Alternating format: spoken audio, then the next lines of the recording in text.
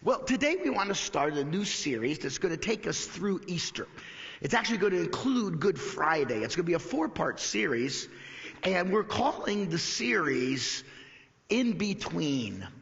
Now, here's what we know. We know that Jesus died on the cross. We know that, right? John chapter 19, verse number 30 teaches us that. Therefore, when Jesus had received the sour wine, he said, "It is finished." He bowed his head and he gave up his spirit. He died. His spirit left his body. Now, we also know that they took his body and they put it in a tomb. We read about that in John chapter 19, beginning in verse 38.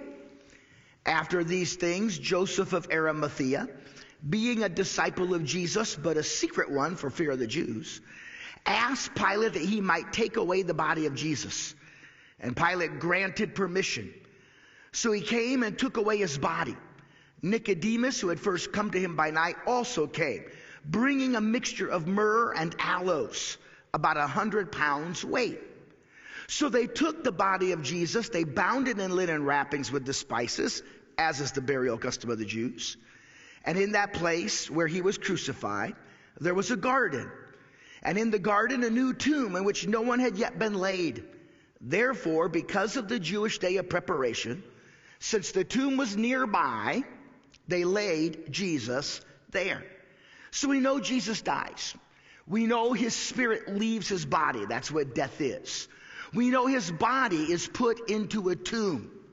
And then we also know, though, that on that first Easter Sunday morning, his spirit returned to his body, and Jesus' body and spirit came out of the tomb. We know that. So that leaves this question. And the question is, where did Jesus go in between? While his body was in the tomb, where was Jesus' spirit? I mean, when you die, your spirit goes somewhere, right?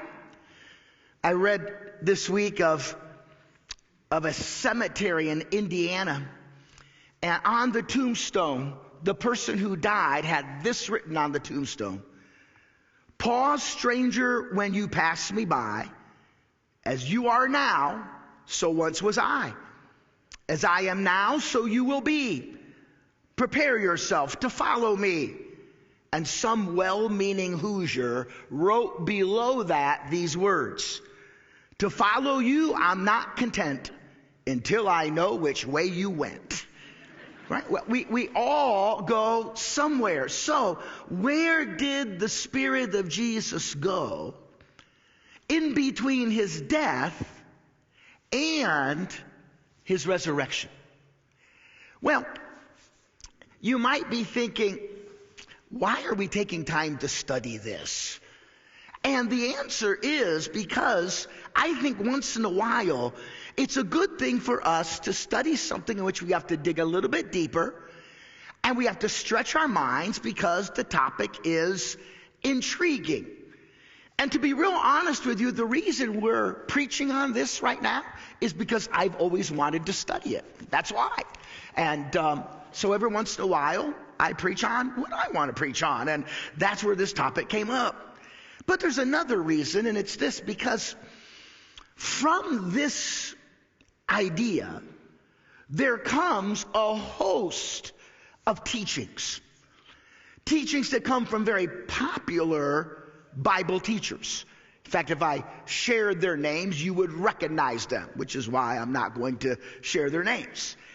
And if you put all of these stories together, it goes something like this: that in between his death and his resurrection, Jesus spent 3 days in the flames of hell, suffering our hell for us as the demons tormented him. And at the end of those 3 days, he had a physical altercation with Satan. He rips the keys of hell and death away from Satan, and he rises from the dead victoriously. And that has become some very popular teaching. You'll see that concept in many church passion plays. You'll see that concept, frankly, in many Christian contemporary music lyrics. Is that what happened? Is any of that what happened? Well, come Good Friday and we'll give you the answer, because that's what we're going to deal with on Good Friday. Did Jesus do any of that in between his death and his resurrection? However, the Bible does give us a very direct answer as to where the Spirit of Jesus went in between his death and his resurrection. And you see that in an encounter he had while he was hanging on the cross, where Jesus is speaking with one of the thieves who was crucified alongside of him. This particular thief repented. Now notice carefully what Jesus says to him, because it will answer the question, where did the Spirit of Jesus go in between his death and his resurrection? So look at Luke chapter 23, beginning in verse 39. It says, one of the criminals who were hanging there was hurling abuse at Jesus, saying, "Are you not the Christ? Save yourself and us."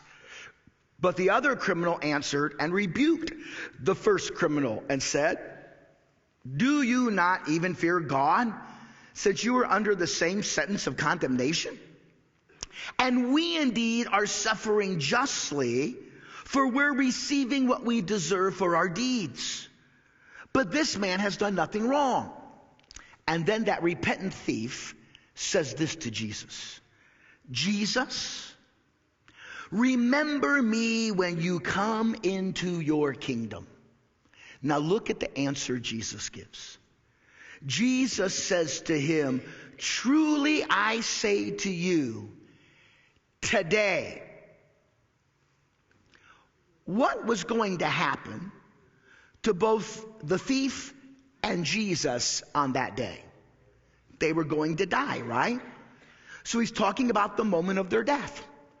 And he says, "Today you will be with me," where? In paradise.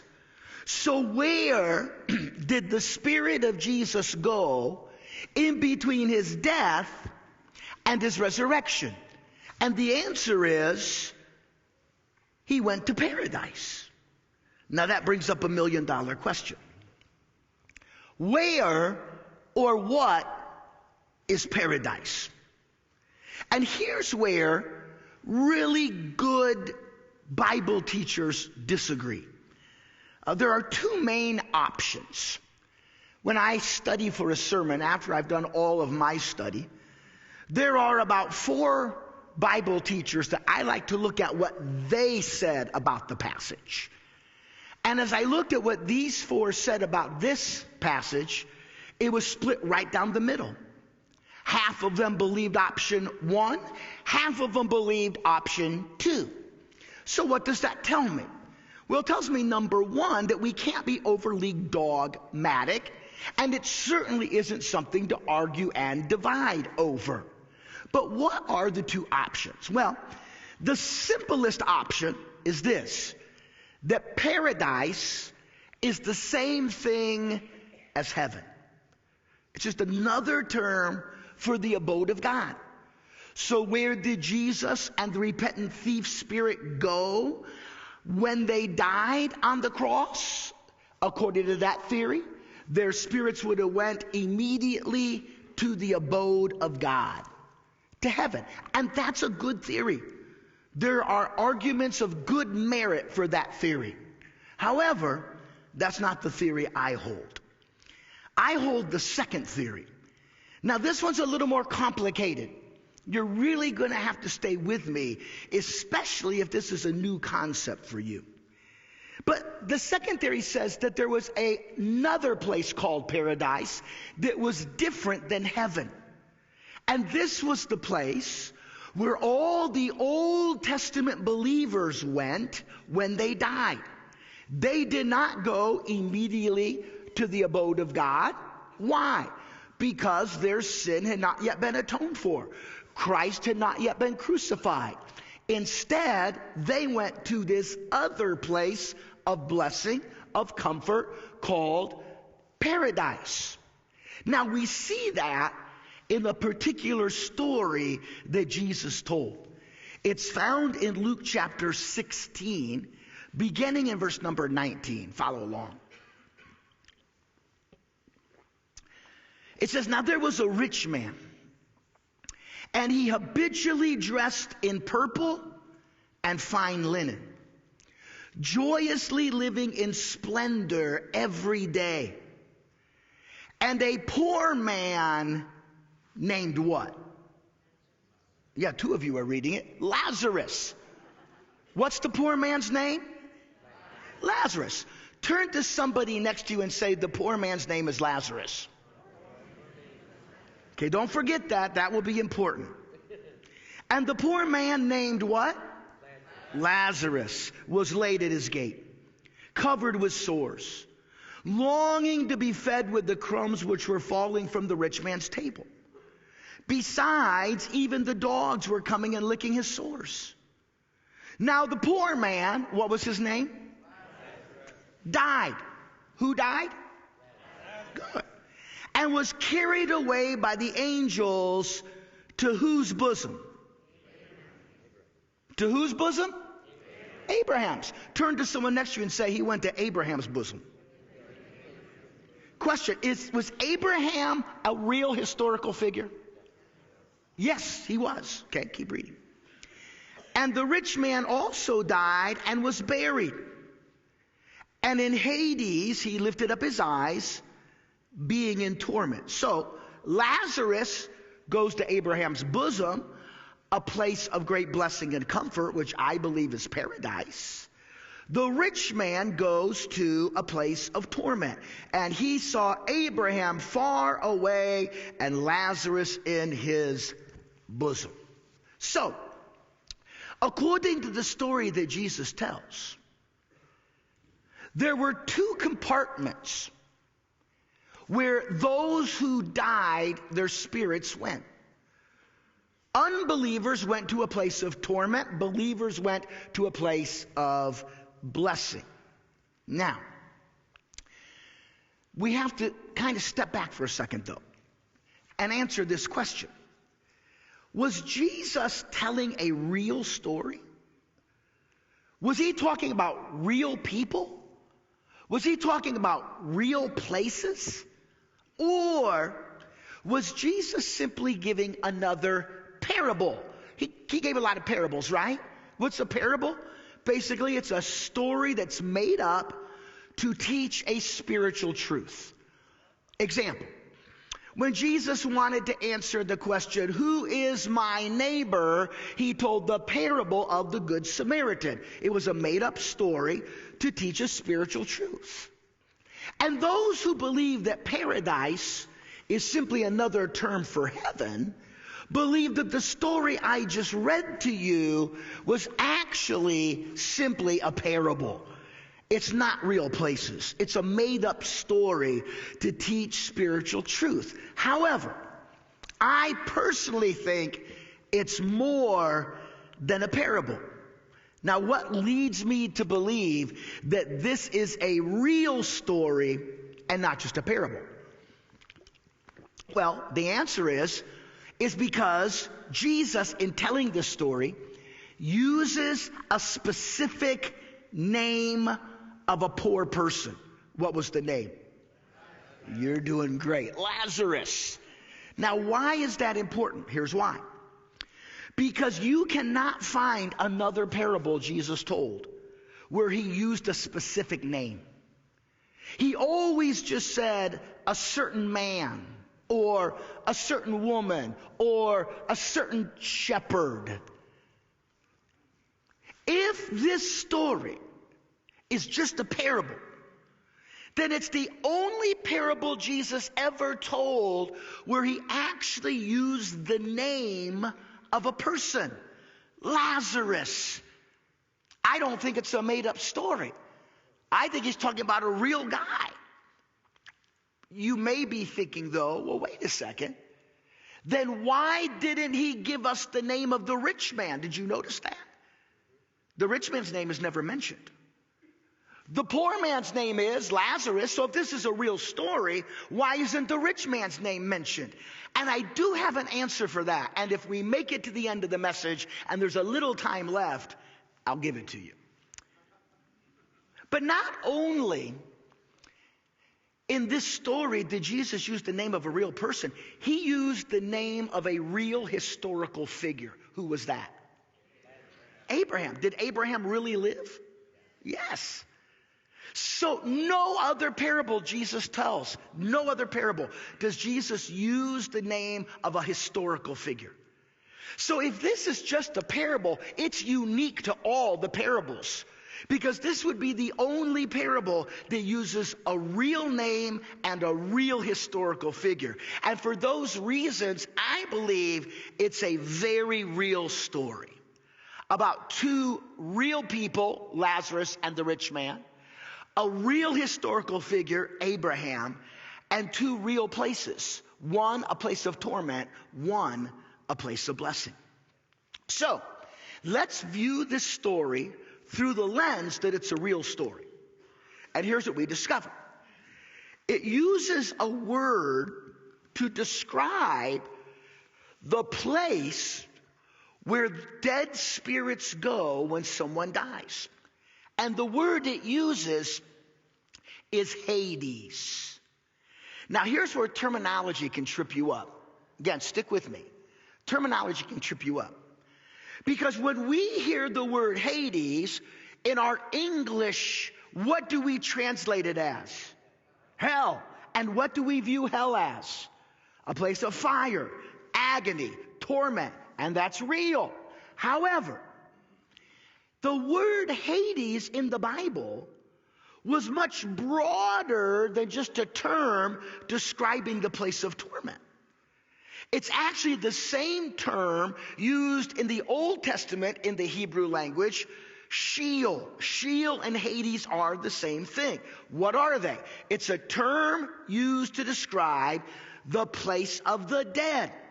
It's the place where the spirits of those who died went upon their death. And we learn from this story, as we read the whole story through, that it has two compartments. It has a compartment of torment. That's where the rich man, the unbeliever, opened up his eyes. And it has a compartment of blessing, of comfort, called Abraham's bosom, or paradise.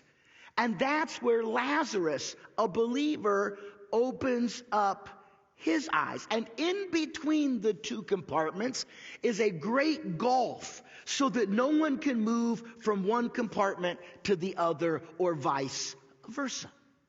Now, question. Why is it that Old Testament saints, when they died, though they were believers, their spirit went to Abraham's bosom, or paradise, which was down in Hades, rather than the throne room of God? That's what happens in the story, right? Look again at Luke 16, verse 22. Now the poor man died and was carried away by the angels to Abraham's bosom. The rich man died and was buried, and in Hades he lifted up his eyes, being in torment, and he saw Abraham far away across the gulf and Lazarus in his bosom. Why is that the case? And the answer I gave you earlier, it's this: because sin had not yet been atoned for. The sacrifice of Christ had not yet been made. And so until you have the death, resurrection, and ascension of Jesus, Believers did not go immediately to the throne room of God, the abode of God, because sin had not yet been atoned for. Instead, they went to an intermediate place called Abraham's bosom, or paradise, which was a place of blessing. Now, that's where I believe Jesus' Spirit went with the thief on the cross, the repentant thief, when he died. Why do I say this? Well, in Acts chapter 2, we're going to discover that when Jesus died, while his body is in the tomb, his soul went to Hades, the place of the dead. Look at Acts 2, verse 27. Peter is preaching. He's quoting from the Psalms, quoting from Psalm 16. And here's what he says about the Messiah. He says, the Messiah is saying this: you, O God, will not abandon my soul to Hades. So what's Jesus saying? My soul is going to go to Hades, the place of the dead. But what compartment am I going to go into? What did he say to the thief? Today you will be with me in paradise. So I believe, based on those passages, that when Jesus dies, his spirit goes down into Hades, the place of the dead, to the side we call paradise, which, by the way, also would make sense, because remember something else Jesus said. It's not on the screen because I just thought of it. Jesus said this: just as Jonah was in the belly of the fish 3 days and 3 nights, so the Son of Man will be in the heart of the earth 3 days and 3 nights. Hades. So I believe that's where Jesus went. Now, I believe he did something very special there. We're going to talk about it more next week, but let me just give you a glimpse of coming attractions. In paradise, now that Jesus has paid the penalty for sin, he now is able to lead the spirits of Old Testament saints who had died and were in paradise into the very abode of God. And we read about that in Ephesians chapter 4. We'll study this more next week. Let me read it. Ephesians chapter 4. Therefore it says, when he, that would be Jesus, ascended on high, he led captive a host of captives. And then in verse 9, he gives a parenthesis. Now this expression, he ascended, what does it mean except that he also had descended into the lower parts of the earth, Hades, paradise. And he who descended is himself also he who ascended far above all the heavens.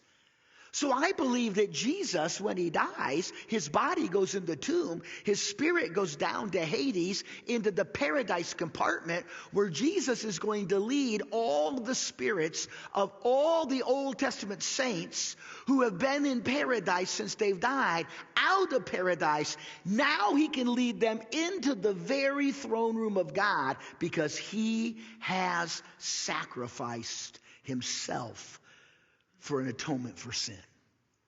So much happened even beyond the cross. In fact, today, the paradise side of Hades, it's empty. It's empty. In fact, paradise, you could say, has been relocated to heaven. In fact, let me share some verses with you. 2 Corinthians chapter 12, verse 2. Paul's talking about a time that he died, had an out-of-body experience.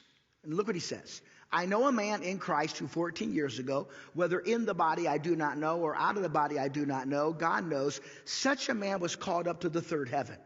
I know such a man, whether in the body or apart from the body, I don't know, God knows, was caught up into paradise. Paradise has now been relocated into the very abode of God. In Revelation chapter 2, verse 7, he who has an ear, let him hear what the Spirit says to the churches. To him who overcomes, I will grant to eat of the tree of life. And we know the tree of life is in heaven. And he says here, which is in the paradise of God. So now that the sin has been atoned for, paradise has been now relocated to heaven. That compartment, it's empty. It's totally empty. You say, what's there? Well, they probably build a Dollar General there, who knows? But it's totally empty. And friends, listen, today, Scripture clearly teaches, don't miss this, for the believer in Jesus, there is no intermediate holding place or waiting place. Today, the moment a believer dies, his soul immediately goes to heaven. Your last breath on earth becomes your first breath in heaven. That's what Paul taught in 2 Corinthians 5. We are of good courage, I say, and prefer rather to be absent from the body, that's death, so we can be at home with the Lord. Absent from the body, home with the Lord. In Philippians 1, Jesus said, I'm hard pressed from both directions. I desire to depart to heaven and be with Christ, to die, because I know I'm going to go straight to heaven. So the compartment of paradise is empty today. It's been emptied out. By the way, something else may surprise you. But if I haven't totally confused you yet, this will.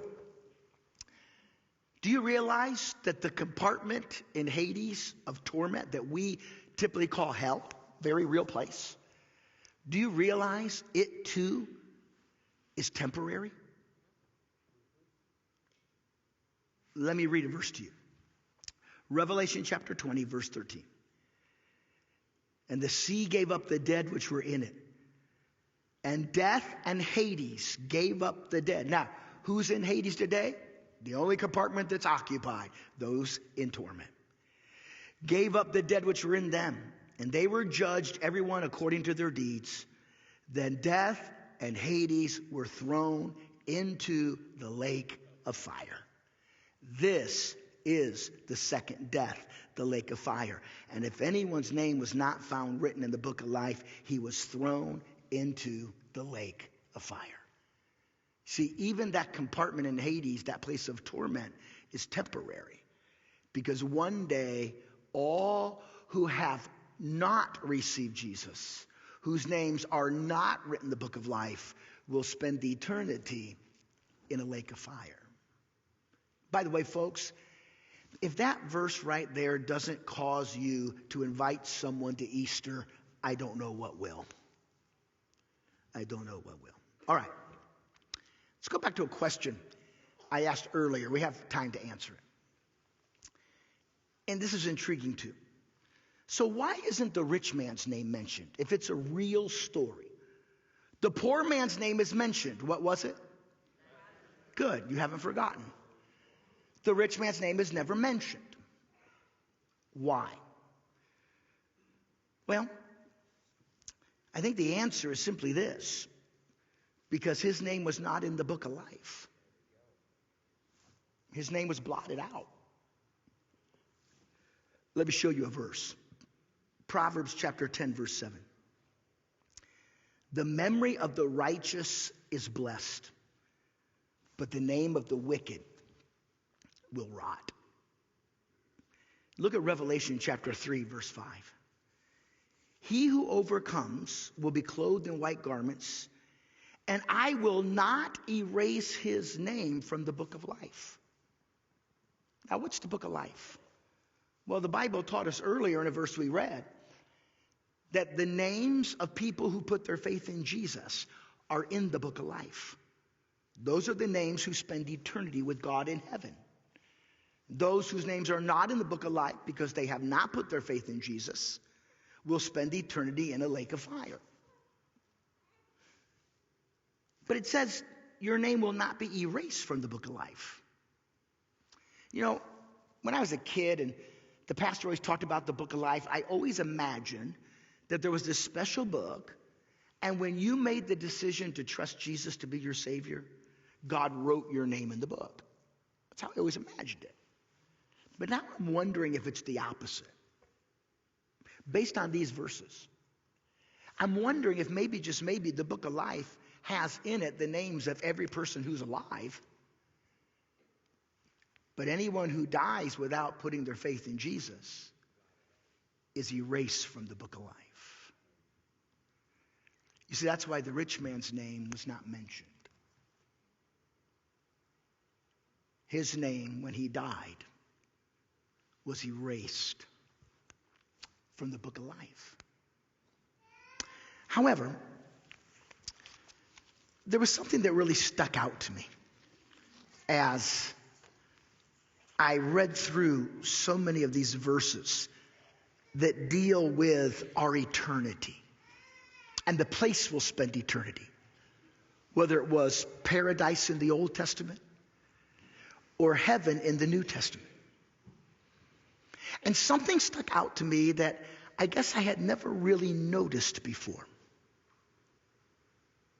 Because when we think about heaven, we think about, man, I can't wait to go to heaven. I can't wait to enter the pearly gates. I can't wait to see the jeweled walls. I can't wait to walk on streets of gold. I can't wait to eat from the tree of life, to see angels. That's all good. But here's what I discovered. In all the verses that deal with where we will spend eternity as believers, the emphasis is never on the place we will spend eternity. The emphasis is always on the person with whom we will spend eternity in that place. Let me say that again. The emphasis isn't on the place we will spend eternity. The emphasis is on the person we will spend eternity with in that place. Jesus. It's always the emphasis. Paul said, I'd rather depart and be with Jesus. Remember when Jesus spoke in John 14? Jesus said, don't let your hearts be troubled. You believe in God, believe also in me. For in my Father's house are many dwelling places. So he mentions the place. It's real. If it were not so, I would have told you. And I'm going to prepare a place for you. That's great. But look what the emphasis becomes. And if I go and prepare a place for you, I will come again and receive you to myself so that you can enjoy the place. It's not what it says. It doesn't say so you can enjoy the place. It says, so where I am, there you may be also. What's the emphasis? The emphasis isn't on the place we'll spend eternity. The emphasis is on the person with whom we'll spend eternity in that place. Remember Jesus and his conversation with the thief on the cross? Remember me when you come into your kingdom. Jesus didn't say, I got good news for you. Today, you're going to get to see what paradise looks like. No, he mentioned paradise. The place was real. But he said, today, you will be with me in paradise. The emphasis is not on the place where we will spend eternity.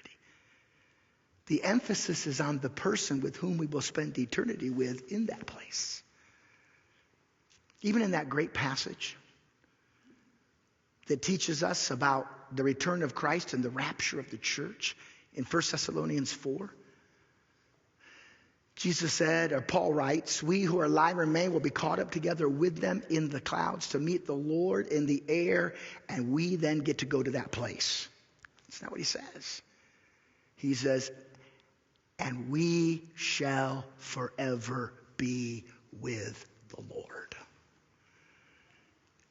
You look at all the verses in the Bible that speak about our eternity as believers. The emphasis is not on the place where we will spend eternity. It's going to be pretty cool. The emphasis is on the person with whom we will spend eternity with in that place. You see, folks, that's what will make heaven, heaven. It's not the pearly gates that makes heaven, heaven. It's not the jeweled walls that make heaven heaven. It's not the street of gold that makes heaven heaven. It's not the tree of life or the angels. The thing that makes heaven heaven is this. We will, in that place, spend eternity with Jesus.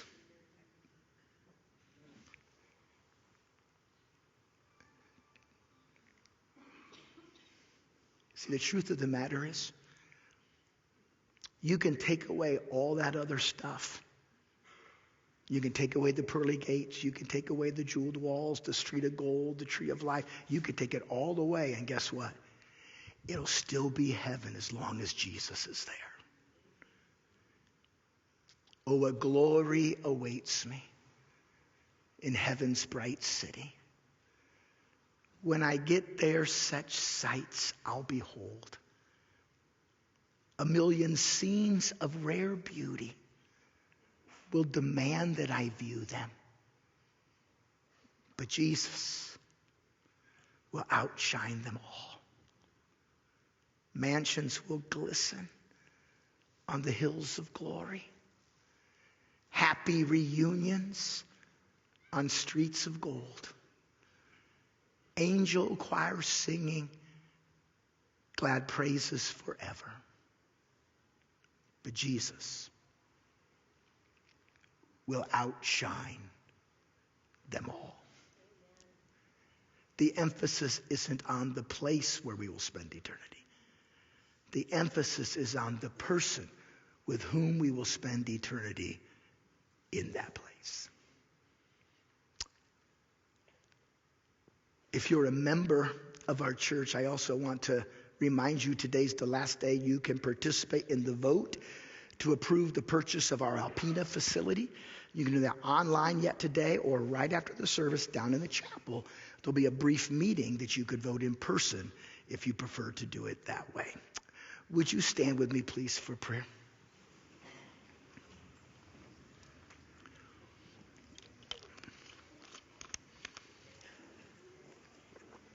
Father, I can't help but think of what an enormous celebration must have taken place in paradise when Jesus showed up after his crucifixion. When he was able to lead Moses and Elijah and David and Esther and Ruth into the very presence of God. Because sin had been atoned for. So much happened on the cross. We can't even begin to wrap our heads around it. But it's sure cool to think about it. And I thank you that no matter what we're going through in our life, because of the death, resurrection, and ascension of Jesus Christ, we will get to spend eternity with Jesus. We have no reason to be down. We have no reason not to celebrate. And so I thank you for the cross and all that it brought. And I pray this in Jesus' name. Amen.